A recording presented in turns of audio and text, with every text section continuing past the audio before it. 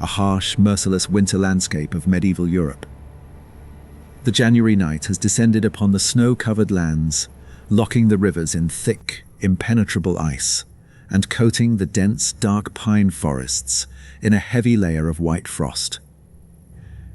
In the very center of this freezing silence towers a colossal stone fortress, an absolute masterpiece of medieval engineering, explicitly designed to protect against heavy siege engines and massive invading armies. But tonight, the main enemy attacking the castle is entirely invisible, and the stone walls are completely incapable of defending against it. Piercing, howling winds slice right through the fortress, while deep below, huddled at the very foot of the castle hill, sit the tiny, cramped wooden huts of the peasants. The historical setting of this era hides a striking and incredible paradox. Right now, a simple peasant inside his cramped 8-foot wooden hut, surrounded by tightly packed family members and breathing livestock, sleeps in far greater warmth and physical comfort than the most powerful lord of the entire county. The peasant's wooden home is heated by just one small central hearth, and that single fire is more than enough to completely warm the tiny confined space. The castle, on the other hand, stands as the ultimate symbol of absolute power, built from massive blocks of limestone and solid granite, and it operates on entirely different, ruthless laws of physics. We slowly penetrate behind the thick fortress walls, reaching depths of up to 12 feet thick. These walls are not a barrier against the winter chill. Instead, they act as massive, insatiable reservoirs of cold. The stone has been accumulating the freezing cold since October, growing colder and colder with every passing night, literally extracting and sucking the heat out of every single room. In the deep bowels of the castle, on the lower subterranean tiers, life is entirely dictated by pure survival instincts. The camera descends into the kitchens. An environmental portrait of an exhausted kitchen servant. He sleeps directly on the warm stone slabs right next to the massive roaring ovens. These ovens have burned all day and all night to prepare the morning feast, and the residual heat radiating from the scorching stone creates a completely tolerable, deeply warming atmosphere here. This servant is at the absolute bottom of the social hierarchy, yet tonight, he is one of the few incredibly lucky individuals inside this giant stone trap. We move into the castle stables, where the air is incredibly thick, humid, and heavily filled with the strong smells of animals and fresh hay. A full-body shot of a young stable boy who has comfortably settled on a thick pile of straw, completely surrounded by 12 massive, muscular war and workhorses. Every single horse constantly radiates an amount of body heat comparable to a small, burning campfire. The stable boy sleeps in just a light linen shirt. His face is completely relaxed, and he is immersed in a deep, peaceful sleep. He is located in a functionally heated room, entirely protected by the massive, warm bodies of the animals. It is warm and safe here. But the higher we climb up the winding stone spiral staircases into the central donjon, the more rapidly and dangerously the temperature plummets. The social hierarchy of the Middle Ages is both cruel and deeply ironic. Prestige means having enormous personal space, but vast space inside a stone castle during winter means deadly, inescapable cold. We walk through the Great Hall, an enormous, cavernous room with high vaulted ceilings where massive feasts are usually held. To actually heat this giant hall, it would require lighting 40 large fires simultaneously. But no one possesses that amount of dry wood, so the hall remains completely frozen to its very foundation. Finally, we reach the absolute top of the keep, the Lord's Chamber. It is the largest, most luxurious, and most expensive room in the entire castle. The floors are thickly covered with woven reeds, and heavy, expensive tapestries hang from the ceiling all the way to the floor, designed to somehow stop the relentless freezing drafts. This room holds the largest bed and the most massive fireplace. And yet, it is precisely here, at the absolute pinnacle of wealth and power, that we find the absolute coldest and most dangerous temperature zone in the entire building. The massive stone walls, entirely unprotected by the earth or any neighboring structures, are blasted by freezing winds from all four sides. The air here is so chillingly bitter that the water inside the luxury copper wash basins has frozen all the way down to the very bottom, turning into a solid, monolithic block of ice, despite the fact that a massive fire is roaring just a few steps away. The humid air, rising from the breath of the people and the heat of the fire, collides with the deeply frozen stone walls and instantly condenses. Drops of water roll down the stone, and in the darkest, coldest hours of the night, they freeze solid, covering the interior walls of the bedroom with intricate, creeping patterns of white ice. The castle does not protect its powerful ruler from the winter. It actively preserves the winter inside itself. Inside the icy chambers of the castle ruler, time seems frozen in a state of frigid paralysis.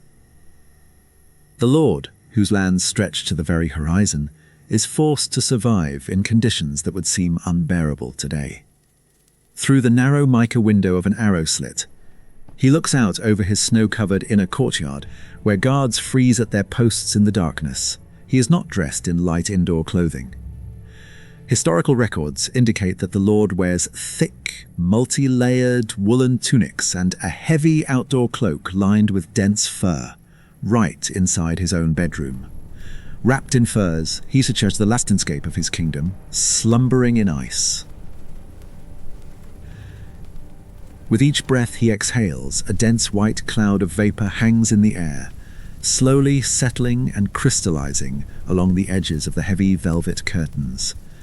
Leaving them stiff with frost, the ruler slowly turns away from the icy window and shifts his gaze to the colossal fireplace at the far end of the room. In the hearth, taller than a man, fire roars, consuming entire tree trunks. One would expect warmth and comfort here, but the physics of a medieval fireplace shatters that illusion. The fireplace is designed with one primary purpose: to remove thick smoke. Its chimney is so wide that a person could easily fit inside it. Because of this architectural feature, the fireplace functions like a giant vacuum, instantly pulling all the heated air up the flue before it can spread through the room. The heat from the flames can only be felt within a radius of about 4 feet. The Lord stands right next to the fire. His face and chest are scorched by unbearable heat, yet the moment he turns, his back is pierced by an icy draft. Realizing the futility of trying to warm the room itself, the Lord makes his way to his only refuge, his bed. In this era, a lord's bed is not merely a piece of furniture but a complex engineered structure, a microclimatic survival capsule. It is raised high above the stone floor on a sturdy wooden frame to avoid contact with the coldest air that settles below. Above it rises a canopy, and on all 4 sides it is tightly enclosed with heavy, impenetrable curtains from floor to ceiling. It is essentially a tent pitched inside a frozen room, where the only source of warmth is the human body itself. On the mattress of straw and feathers lie layers of thick wool blankets, and over them more wool. The weight of these coverings is so great that it takes real effort just to turn over. One does not simply sleep under them. One is pressed into sleep beneath them. Before the Lord lies down, a servant performs a ritual of preparation. He takes a long-handled brass bed warmer, a pan filled with hot coals from the fire, and swiftly runs it between the cold sheets. The heat drives out the damp chill, but it lasts only about 20 minutes. Just enough time for the Lord to fall asleep before the relentless cold of the castle reclaims its ground.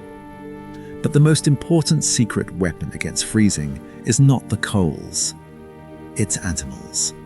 Under the heavy covers, right at the Lord's feet, large hunting dogs leap in. In the Middle Ages, they were not just pets, they were living, breathing heaters. A large dog continuously emits a significant amount of heat, raising the temperature inside the sealed bed curtains by several crucial degrees. This is where the famous phrase, "a three-dog night," originates. A night so cold that the Lord needed to bring 3 large dogs into bed to survive, and under no circumstances open the curtains until dawn. And so the most powerful man in the castle falls asleep, pinned beneath heavy furs, warmed by the breath of dogs, enclosed within a fabric cocoon in the midst of his luxurious yet lethally cold stone prison. A deep, impenetrable medieval night descends upon the stone fortress, bringing with it a darkness that will last an endless, muchitinla-long 14 hours. From 5 in the evening until 7 the next morning, the castle is completely swallowed by an icy gloom to which the human body simply cannot adapt. In this harsh era, no one sleeps through the night in a single stretch. The nature of medieval rest is different, brutally dictated by the cycles of survival and the impossibility of staying warm. The lifeless, shadow-drenched stone corridors of the keep are terrifying in their emptiness. The light of rare torches has long since died out, and only pale moonlight filters through narrow, unglazed arrow slits, illuminating massive walls coated in a thick layer of white frost. Inside his tightly enclosed bed, resembling a heavy fabric tent, the ruler awakens from what was known as the first sleep. This sleep is always deep and heavy, brought on by extreme physical exhaustion from the constant battle against the biting cold. Around midnight comes the watching hour,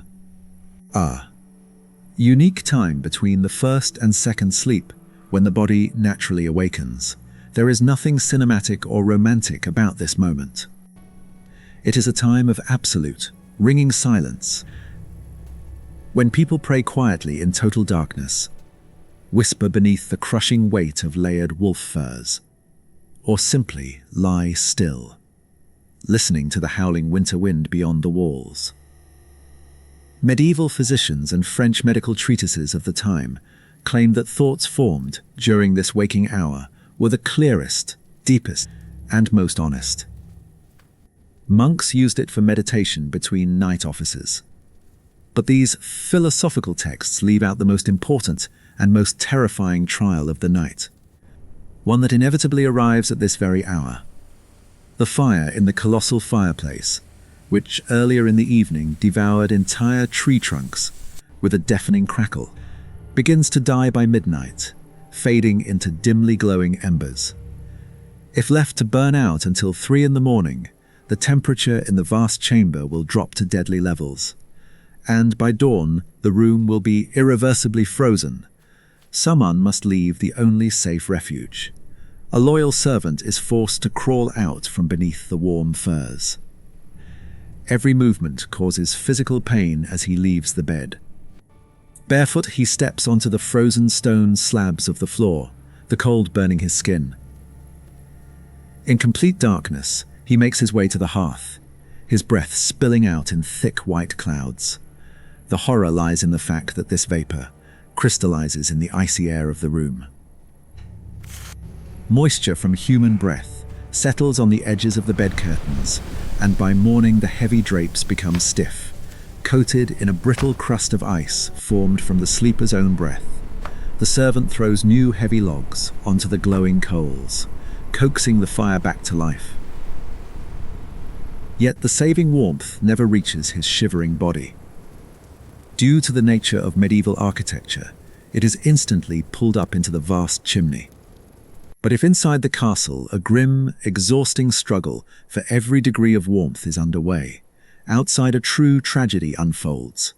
On the exposed fortress walls, a merciless January wind rages. The second sleep begins, but not for everyone. For those assigned to the night watch, this night may be their last.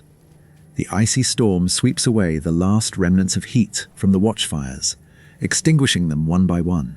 At the dull grey dawn, the Smenea Straja, relieving guard, discovers a horrifying, paralyzing sight.